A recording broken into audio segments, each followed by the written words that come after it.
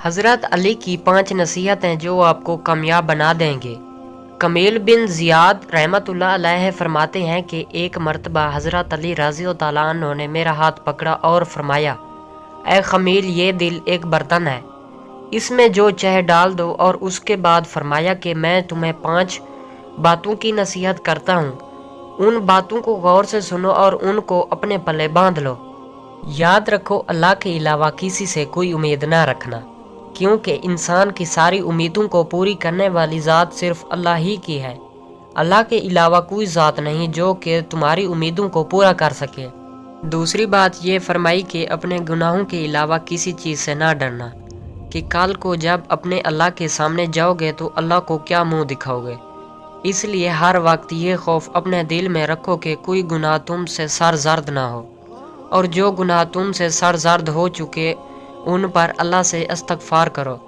تیسری نصیحت یہ فرمائی کہ اگر تم سے کوئی ایسی بات پوچھی جائے جس کا تمہیں علم نہ ہو تو یہ کہتے ہوئے نہ شرمانا کہ میں نہیں جانتا۔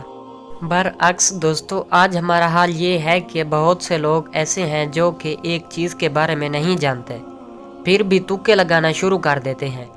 اسی طرح ایک دوسرے مقام پر امیر المومنین نے یہ بھی فرمایا کہ اس بات کا اقرار کر لینا کہ میں اس بارے میں نہیں جانتا، یہ بھی آدھا علم ہے۔ چوتھی بات یہ کہ جس بات کا تمہیں علم نہ ہو تو اس کے بارے میں علم حاصل کرنے کی کوشش کرو، اور اس کے بارے میں علم حاصل کرو۔ پھر آپ رضی اللہ عنہ نے آخری بات یہ فرمائی کہ صبر کرو، ہر حال میں صبر کرنا انسان کے لیے بہتر ہے، اور صبر ایمان کا حصہ ہے۔ بلکہ یہاں تک فرمایا کہ صبر کا مقام ایمان میں اس طرح سے ہے جیسا کہ بدن میں سر کا مقام ہے۔